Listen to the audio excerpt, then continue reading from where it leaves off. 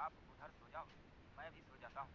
तो भाभी सोची कि सही है, आज यहीं सो जाए, और गई नीचे से बिछावन लेकर आई और मेरे लिए भी बिछा दी और अपने लिए भी बीच में थोड़ा जगह छोड़कर फिर आराम से सो गई।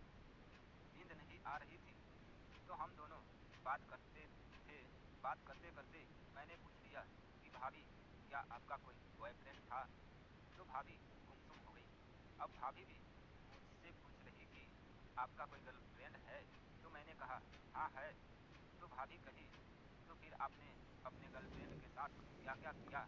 तो मैंने कहा कि मैं अपने गर्लफ्रेंड को किस किया हूँ, गले लगाया हूँ, और भी जो चीज़ें होती है वो सब किया हूँ। तो भाभी बोली कि वह सब चीज़ें क्या, आपने सेक्स किया उनके साथ?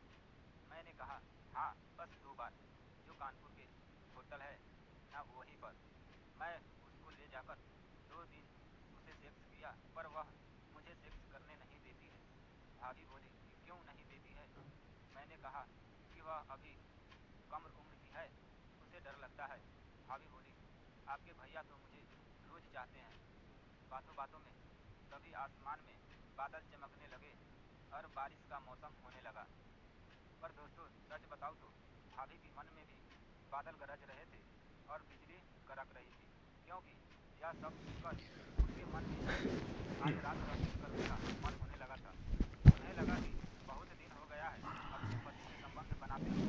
तभी बारिश आ गई और मैंने कहने लगे चलो भाभी नीचे, तो वो बोली नीचे जाकर क्या होगा, कितना अच्छा हवा चल रहा है। बारिश भी आ गई है, थोड़ा भीग लेते, उसके बाद नीचे चलेंगे।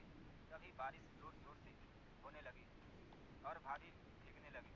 वह भी मुझे साथ ही भिगाने लगे। उस दिन वो बरा नहीं पहनी थी और वो जो नाइटी पहनी थी वह बड़ा ही सेक्सी था। जब बारिश से भीग रही थी तो भाभी की नाइटी मेरे शरीर में चिपक गया था। छत पर लाइट जल रही थी, उसमें भाभी की पूरा शरीर बहुत सेक्सी दिखाई देने लगा। मैं बार बार भाभी की फिगर को निहार रहे थे। साफ दिखाई दे रहा था, बहुत हॉट गोरा बदन, लंबे बाल है, बहुत सुंदर स्टाइल में रहती थी। वो तो ऐसे भी खूबसूरत थी, ऊपर से जब बारिश में उसका बदन भीग गया और उसके कपड़े शरीर से चिपक गए तो दुनिया का कोई भी इंसान उसे शायद देखने से अपने आप को रोक नहीं सकेगा। मन में लड्डू जरूर फूटेगा।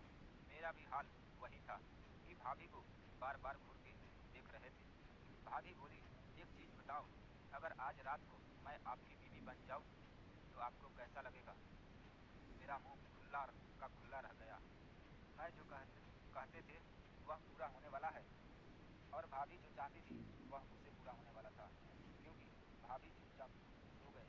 तो चुपचाप का मतलब यह होता है हाँ। भाभी बोली ऐसा दिन शायद कभी जिंदगी में नहीं आए, तो आज हम दोनों एक हो जाते हैं।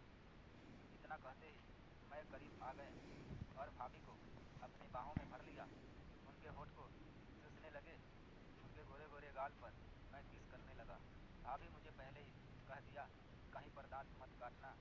उनकी बड़ी बड़ी हिप्स भीग चुकी थी, मैं खुद भी भीग चुका था। उनके होठ को पी रहे थे, काट रहे थे, चूम रहे थे।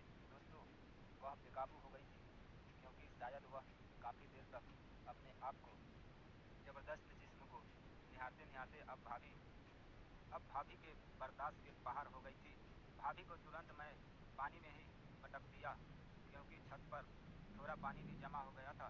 उसके बाद भाभी के नाइटी को ऊपर कर दिया, वो नाइटी को ऊपर से निकाल दी बाहर। अब वो पूरी तरह से नंगी हो चुकी थी, अंदर पहले ही कुछ नहीं पहनी हुई थी। वह तो एक बरमुंडा पहनकर थी। दोनों ने तुरंत खोल दिया, उनके दोनों टांगों को अलग अलग किया